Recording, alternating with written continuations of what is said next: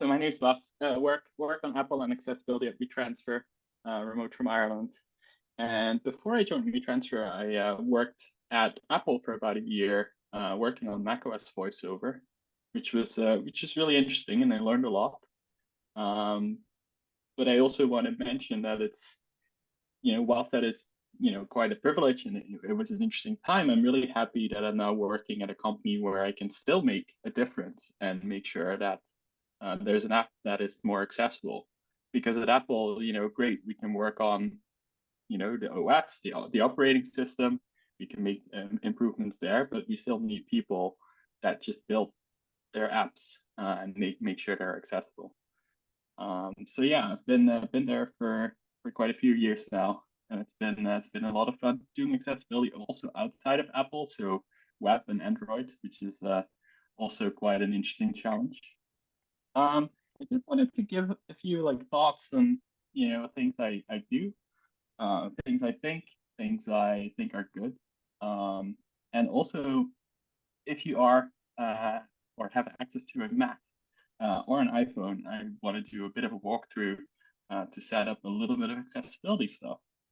Um, don't really have a like presentation for it, but we'll run through it together and we'll see where we can get.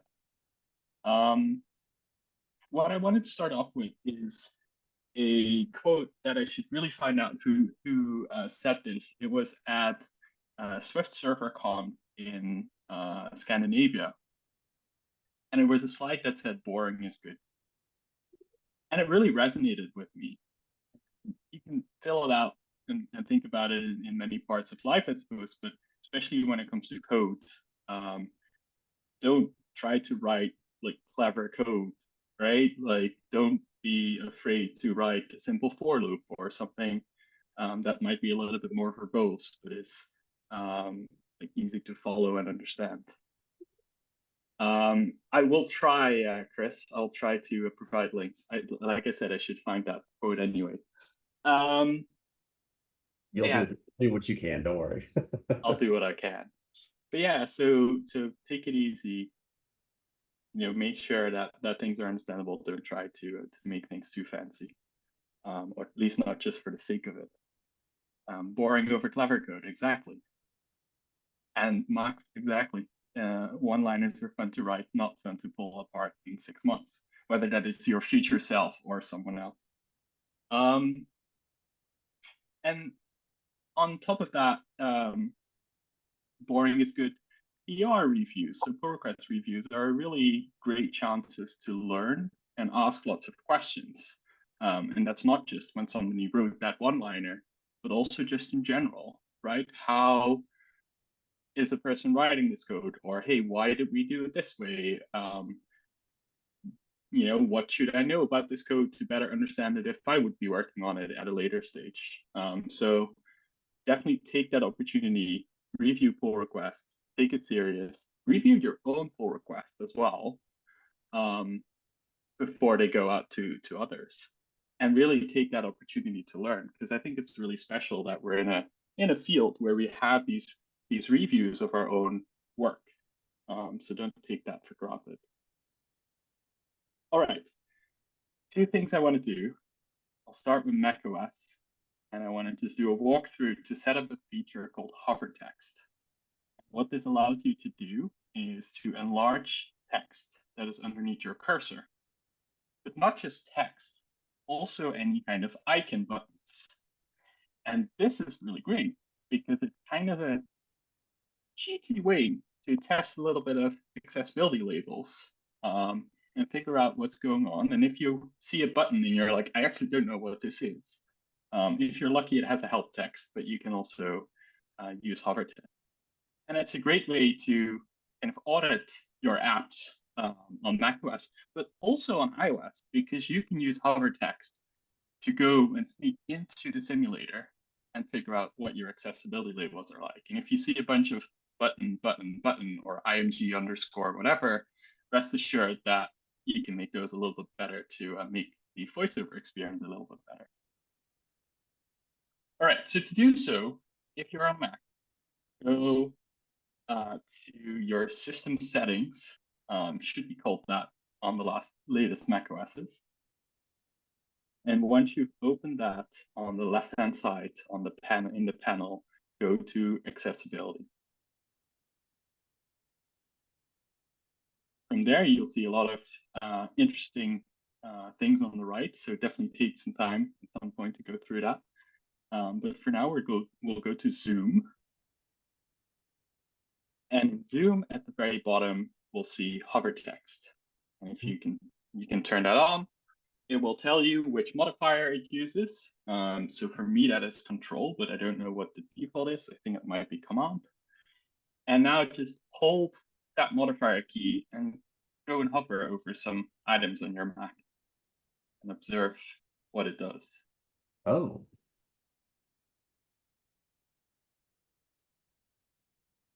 So yeah, and can also be useful if you're sharing your screen with a coworker, where oh, there's a small thing, and you can kind of just hover text to make that text bigger, make it a little bit easier to show what you're showing or what you're looking at. So that is hover text. Thanks for that, Grant. If you didn't catch up, settings, go to accessibility, go to Zoom, and then hover text. All right, so that's one. And there's another one, this time on iOS. So if you have an iPhone or an iPad, if you take that and go to settings, and then again from settings you go to accessibility. So similarly as we did on macOS, and then we'll go to VoiceOver. VoiceOver is Apple's screen reader that lets you navigate the screen, and you can hear the output. So this is used by people that are low vision or blind, and of course other users and developers to test, etc. Whilst in the VoiceOver settings, if you scroll to the very bottom, there is a double tap timeout, and above that there is a switch for a caption panel. And caption panel is a very useful one to turn on, because what it will do is whilst you're in VoiceOver, it will show a caption panel at the very bottom of the screen that will output the VoiceOver sound. So whatever VoiceOver is speaking, it will show in text.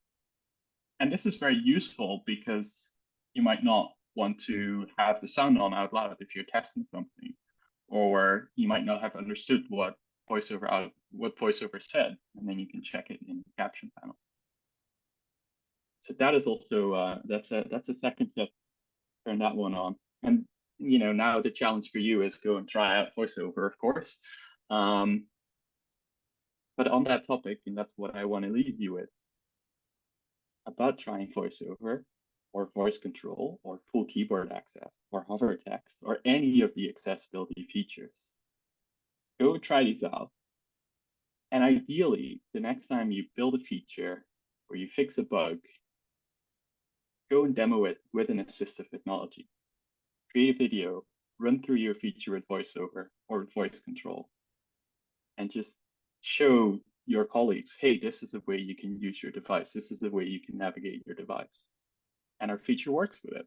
At least, you would hope then that if you test it and you realize, oh shit, there's something to be fixed for VoiceOver or for voice control, that you can then fix that as well.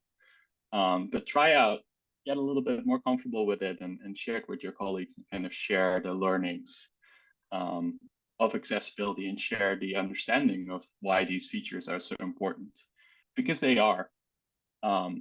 They change people's lives, right? Imagine you not being able to use your favorite music app or weather app.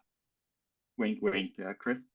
Right? It's night and day. It's not, oh, how many users do we have? No, it's individuals not being able to use your app or other apps. And so, yeah, take that away. Hopefully, try out some accessibility features, and share it with the world.